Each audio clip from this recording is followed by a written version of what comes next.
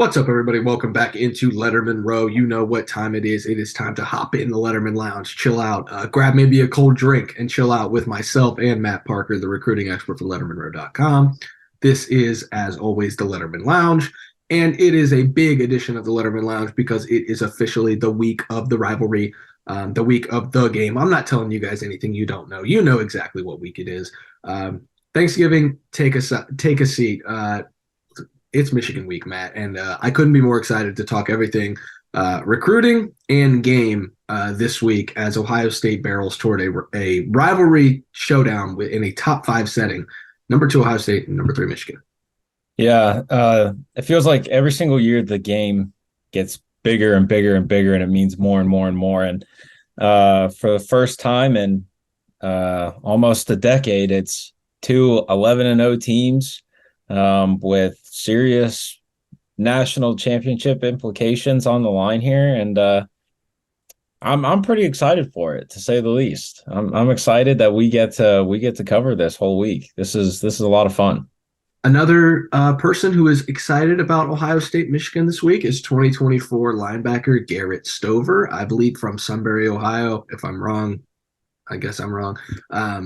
From the same neck of the woods that raised one Matt Parker. Generally the northeast side of the city, northeast suburbs. Garrett committed to Ohio State on Monday evening after a topsy-turvy day for the Buckeyes, to say the least, on Monday afternoon. So, Matt, would you like to start with the addition of Garrett Stover, the 2024 linebacker, or the more immediate concern for the Buckeyes, or issue maybe in 2023 with 2023 3 to 4 star, depending on where you look, quarterback Brock Glenn from Memphis, who decommitted from the class? Where would you like to start? Well, let's start off with excuse me. Let's start off with quote unquote bad. And we'll start off with the bad because the 23 comes before 24 last time I checked, and that's taking maybe just a little more importance right now. No offense to Garrett Stover. Lettermen Row, we're big Garrett Stover fans here. But yeah.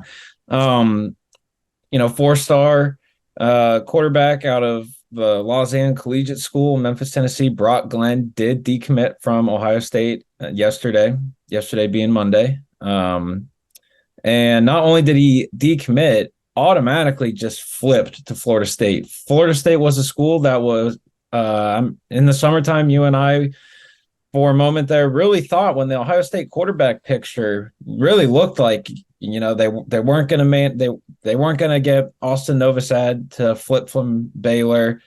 Florida State was always in the background for Brock Glenn, and there were some real questions about this quarterback position for Ohio State and what they were going to do. But ultimately, in July, Corey Dennis and Ryan Day do get Brock Glenn's pledge. Happy ending. Everyone lived happily ever after. Ohio State has their quarterback for 23. They have it for 24 with Dylan Raiola. And it was kind of on to 25. What are they going to do there? And now it's not all the way back to the drawing board, because they do have some things up their sleeves, if you will, some very public things up their sleeves, and we'll address that in just a second. But the thing that intrigues me is why now? The early signing period is from when we have recorded this video, 29 days away. The early signing period opens December 21st. So 29 days away.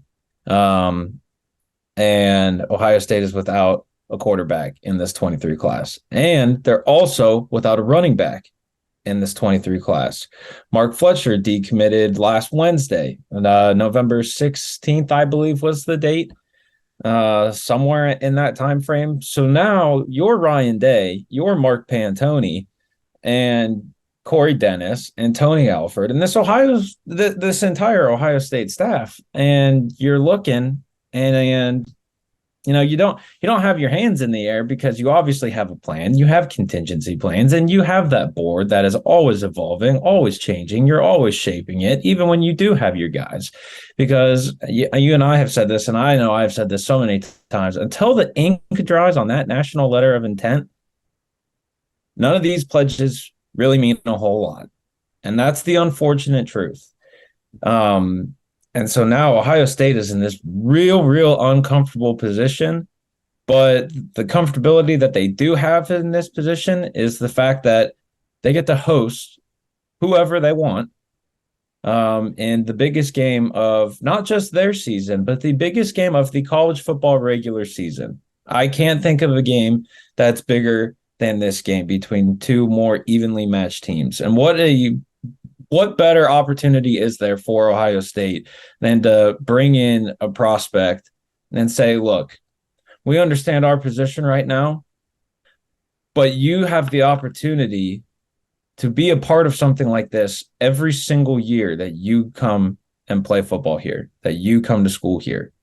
And I think that gives Ohio State, Ryan Day, and his staff a little bit of an advantage when it comes to their position right now, trying to find a quarterback, trying to find a running back. Yeah, and that quarterback could be Lincoln, I think, Kineholz, who is from South Dakota. I'm not sure if Ohio State's ever had a player from South Dakota. I'm going to have to check through the rosters on that all time. But that is a kid who's committed to Washington. He looks like an NFL player playing against junior high kids in South Dakota. He looks really good. I know that the competition level in South Dakota isn't really, Florida, Texas, Louisiana, Ohio high school football. However, right. Flip on the tape, you can see what Lincoln Kineholz can do, and he's a really talented player. You've been all over this, Matt. I'm going to give a lot of credit to you. You've been all over the recruitment of him and the prospects of him potentially visiting Ohio State and Ohio State potentially going back out to visit him. Well, now he's coming for the Ohio State-Michigan game. That's confirmed. The funny thing is, Corey Dennis has been out to see him, and he's going to come on an official visit, but it hasn't been made public whether he has an offer or not. So, yeah, that's the thing that I think is it's honestly kind of funny. It's maybe they're waiting for him to maybe he's being told to wait to announce his offer. Maybe it's an issue of, hey, you know what? If we're going to offer you, we're going to want you to commit as well. And he is committed to Washington, has been committed since I believe June.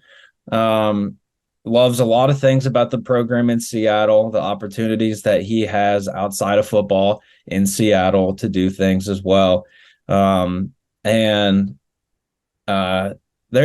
South Dakota. Your world's a little smaller in South Dakota when you have opportunities to go do things in Seattle, Washington, and Columbus, Ohio. That's really expanding your horizons. As somebody who went to South Dakota this summer and came back to Columbus, Ohio, they are not the same place. I can tell. You mentioned what he can do on the football field and the talent, it's not necessarily the same as Ohio or Florida or Texas or California. But I can say this.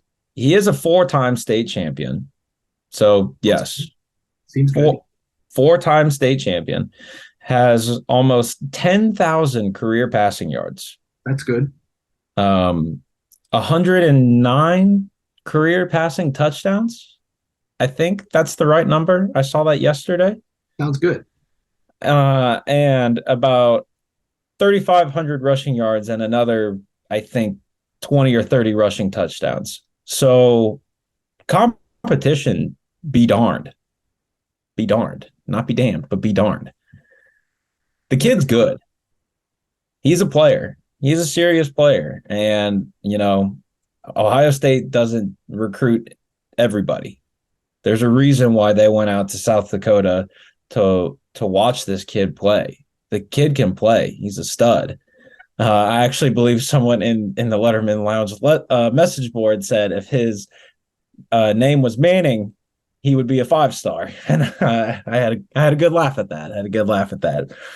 But I think the point that one of the subscribers was making, that the kid has talent. He has the arm talent. He has the vision. He has the size. I believe he's about 6'3", north of 200 pounds. Like, he's a big kid. And we'll see how this official visit goes, starting Saturday. Matt, I think that's good for the quarterback talk. Brock Glenn out of the class, potentially a new guy in the class. We'll see how everything shakes out, but it looks like the Buckeyes could be making a trade that may be seen as a little bit of an upgrade at quarterback in the 2023 class. We'll just have to wait and see, though, because if that official visit doesn't go as planned, maybe you don't get that, and then you're back to the drawing board, or you're going into the portal to try and find another quarterback. You don't want to enter 2023 with just two quarterbacks on the roster. Ohio State definitely doesn't want to be in that position with Kyle McCord, with Devin Brown. So I would err on the side of saying they need a 2023 quarterback, but if you have to go portaling, there will be guys in the portal. I promise. The portal is going to be full. So if you swing and a miss on a Washington commit late in this cycle, you can go to the portal. But that's quarterback talk. Now I guess we get to go to Northeast Suburbs talk and talk Garrett Stover, because this is a guy who, according to people inside the Woody Hayes Athletic Center who talked to both you and I, they are ecstatic to have Garrett Stover in this class. They are very excited to see what he can do potentially in this defense. Comparisons have been made.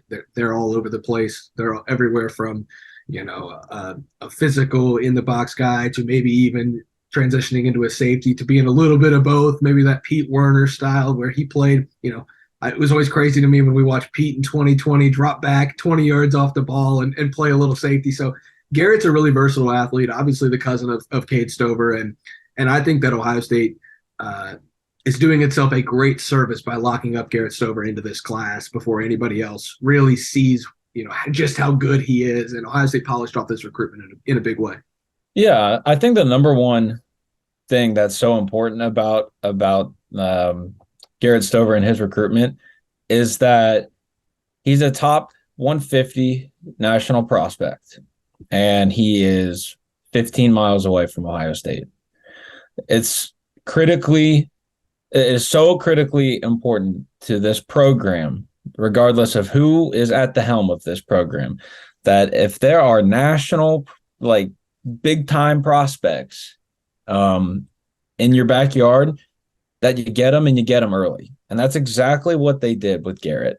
I give a lot of props to Perry Eliano and Jim Knowles. They've been really, really active in this recruitment. And then we saw Ryan Day get pretty active in this recruitment pretty early on. I think that might have a little something to do with the fact that he is Cade's cousin, but also, and again, he's a really talented player, and he's in Ohio State's backyard. So if you're the head coach of Ohio State and you see a kid who runs a 4.4 and is a linebacker, and he runs a 4.4 on Ohio State's practice field, by the way. So when you see that kind of athleticism and you see that kind of speed, but then you see the physicality that he brings to the table, you mentioned how versatile he is. And this is a guy, this was his first season at Big Walnut High School where he played in the box. He was their will linebacker in their 4-2-5 defense.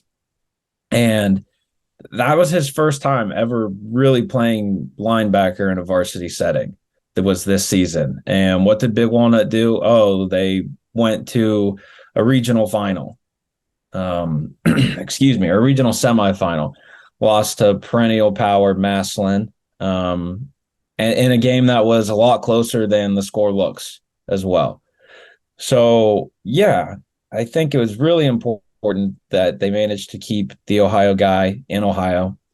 And again, I give a lot of props to Perry Eliano, safeties coach, and Jim Knowles, defensive coordinator, linebackers coach for Ohio State, who, I've heard reports, and Garrett has told me, short of him showing me his call list, him and Jim Knowles talk a lot. They talk a lot, probably about twice a week is what I was told, what I've, heard and stuff like that. And this has been a very busy time for Jim Knowles as well, so he's got to worry about making sure that this defense is still humming along, that they're still playing well, but also recruit. Being a college football coach doesn't sound like a lot of fun at times. No. At times it doesn't really sound like a lot of fun. But the point of that little thing is, recruiting never stops for these guys. And I think the difference, that one of the things that I've quickly learned on my time, covering recruiting, and especially as it relates to covering Ohio State recruiting, is that this program is very genuine in the things that they do and the things that they say.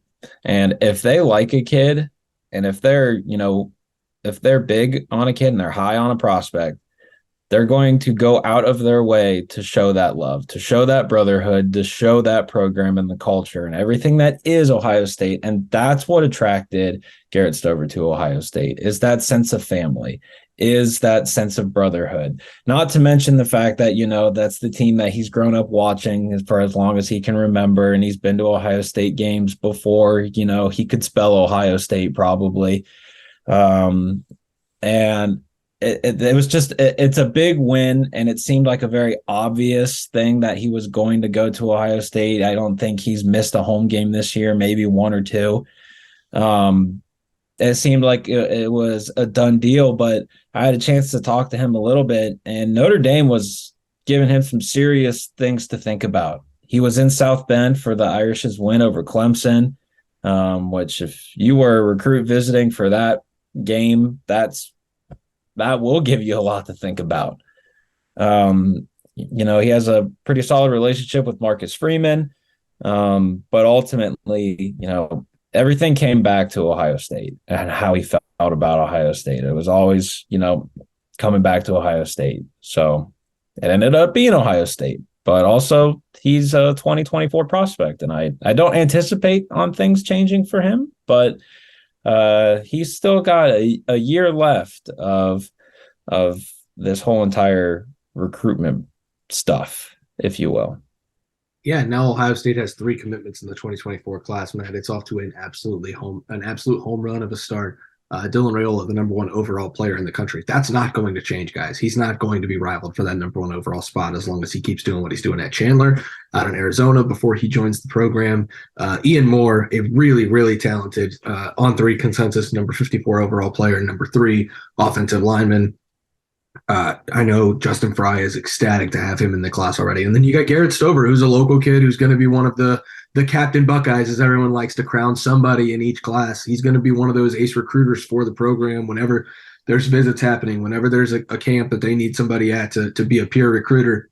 I would imagine Garrett will be that guy. He'll take lead on that. And I think that's important for Ohio State to find that guy every cycle. You had it in Kyle McCord, who wasn't a local kid, but was a real leader of the class in 2021. You had it in 2022 with CJ Hicks. You supposedly were going to have it with Sonny Styles in 23 before he reclassified. Now you've got it with Garrett Stover in the 24 class. I think that is huge for the Buckeyes to have him around, to be able to peer recruit.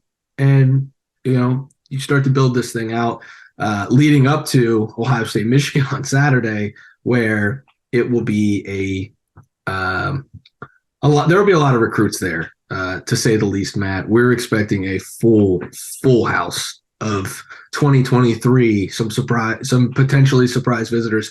You never know who's going to show up at the Horseshoe when a game like this happens. Even LeBron showed up the last time a game was this big in the Horseshoe. And then you've got the 2024s who are going to be there. It's going to be one of the biggest weeks in general, from Monday with the decommitment and commitment to all the way through Saturday. It's going to be one of the bigger weeks we've seen in Ohio State football recruiting, probably since June, when Brandon Ennis, Carnell Tate both committed in that few day span. I think that's safe to say. Yeah, absolutely. And I'm pretty sure this show is going to be airing Wednesday evening or sometime in there. So let's not forget on Thanksgiving Day, 4-star Roman Catholic wide receiver, out of Philadelphia, PA, Tysier Denmark is announcing his commitment on Thanksgiving Day, another 2024 prospect. I placed a prediction into the On3 RPM system, recruiting prediction machine. And I placed a prediction on the Buckeyes to get his pledge. So Ohio State may or may not be adding another impressive talent to their 2024 class before the week is said and done. Really and truly before the week gets started. Yeah, because the week's going to get started really on Saturday when the horseshoe potentially collapses on itself from how loud it will be in that building. In the build up to Ohio State and Michigan, you all know that already, though. It's number 2, it's number 3 in the horseshoe. If the Winged Helmets versus the Buckeye leaves, it is going to be rocking. We will be there. Lettermen Row will have full coverage of that. Matt especially will have full coverage of the recruiting side. Every recruit who's there, Matt will have a photo of them up on the website Saturday night. It's going to be huge, not just for Ohio State and Michigan, but for the recruiting department. I always think of this every time Michigan hosts a big recruiting weekend against Ohio State. Those recruits get to watch Ohio State too. Every time Ohio State hosts a big weekend, these kids get to also watch what Michigan does. And so it's a huge recruiting weekend for that purpose in general. Yeah. I think these kids I know we're trying to close it out here, but I can't help but thinking about the fact that this is the first time since 2018 that the game is being played in Columbus. This is the first time Ryan Day has coached in the game in Columbus, Ohio. So every time you think about this weekend, you think of something new. You think of a new layer of this weekend and what it means for Ohio State and what it means for this program, who have spent the last 360 plus days listening to all the stuff that's been said about them. We've seen a different approach from this program this year. Recruits have noticed the difference and the changes in this program. And I know the ultimate test is this Saturday, and we'll see if it pays dividends. And so will all of those recruits in the stands. Absolutely. Noon on Fox on Saturday in the horseshoe, Ohio State, Michigan. Matt will have full coverage of the recruiting side. Andy Backstrom, Tim May, and I will have full coverage of the team side. Thanks for watching the latest edition of the Lettermen Lounge. Come check us out. Hang out in the Lettermen Lounge. We're talking about recruiting in Ohio State football all year round at lettermenrow.com on that message board. $10 until next August. That is a hell of a deal, man, if I do say so myself. Go check it out if you haven't already. If you are subscribed, thank you kindly. We really appreciate it. But for Matt, I'm Spencer. Thanks for watching. Thanks for listening. We will see you guys in the horseshoe on Saturday for Ohio State and Michigan.